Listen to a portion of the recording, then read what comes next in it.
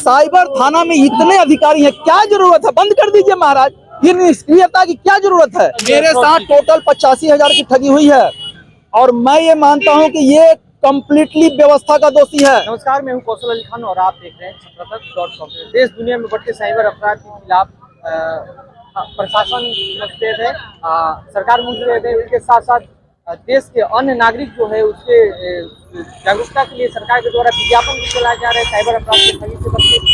लेकिन कुछ ऐसे भी अपराध हो रहे हैं जिसमें सरकारी टीचर, सरकारी कर्मचारी और उसके साथ साथ आम नागरिक जो है अपनी जिंदगी की मोटी कमाई को जो है बैंक खाते में बचत के रूप में रखते हैं।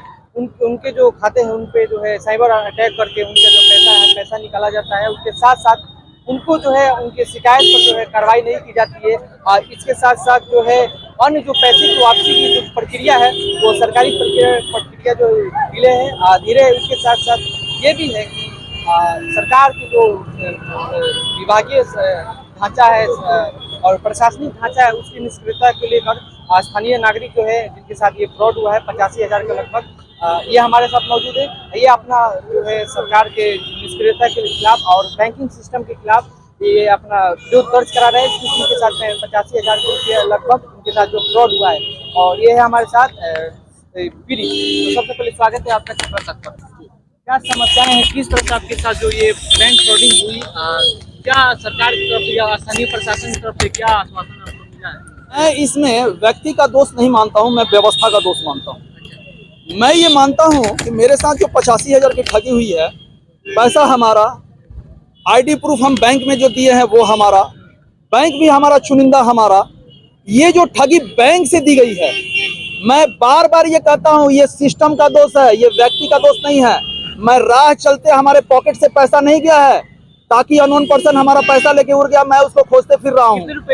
मेरे साथ टोटल 85,000 की ठगी हुई है और मैं ये मानता हूँ कि ये कंप्लीटली व्यवस्था का दोषी है और अकाउंट से अकाउंट में गया है और जिस अकाउंट में गया होगा ये ऑल ओवर इंडिया के किसी भी अकाउंट में, तो अकाउंट जब भी खुलता है महाशय तो आईडी प्रूफ लगता है, फोटो लगता है, उसके साथ साथ जो अकाउंट खुलवाना है एक उसके साथ अटेंडेंट उसका भी साइन होता है, एक नॉमिनी का भी साइन होता है।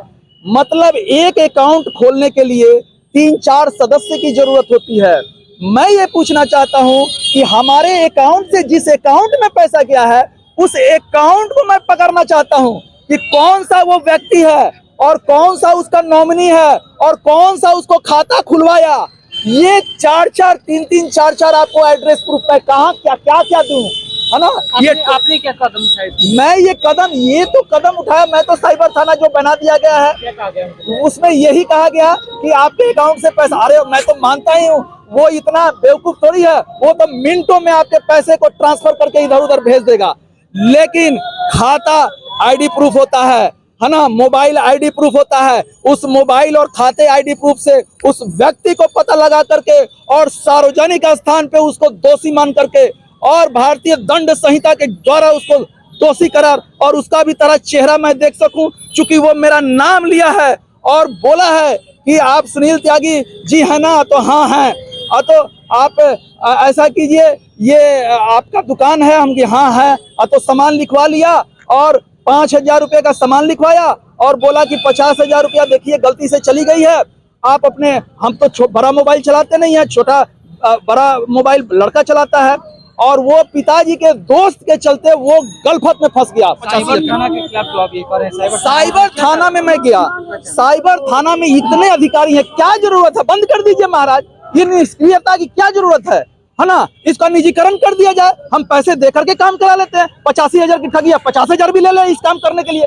कम से कम पता तो चले कि वो व्यक्ति कौन है ना? इसमें पैसे लेके पैसे वाली व्यवस्था होती है और आराम हो जाता। ये सारी निःशुल्क व्यवस्था है, कोई काम का नहीं है, एक नंबर दे दिया जाता है और कहा जाता है आज आओ कल आओ। हमारा आज भी FIR नंबर नहीं मिला, FIR की रिपोर्टिंग नहीं हुई और कहा जाता है कि आपके अकाउंट, मैं तो जानता हूं कि हमारे अकाउंट से पैसा वो इधर उधर चला गया। साइबर थाना ने आपको क्या आश्वासन? साइबर थाना में आश्वासन क्या, यही मिला कि हम लोग परीक्षा में व्यस्त हैं और हम लोग 1 हफ्ते के बाद परीक्षा में फ्री होंगे तो आपका केस देखा जाएगा, आपसे मिला जाएगा, है ना?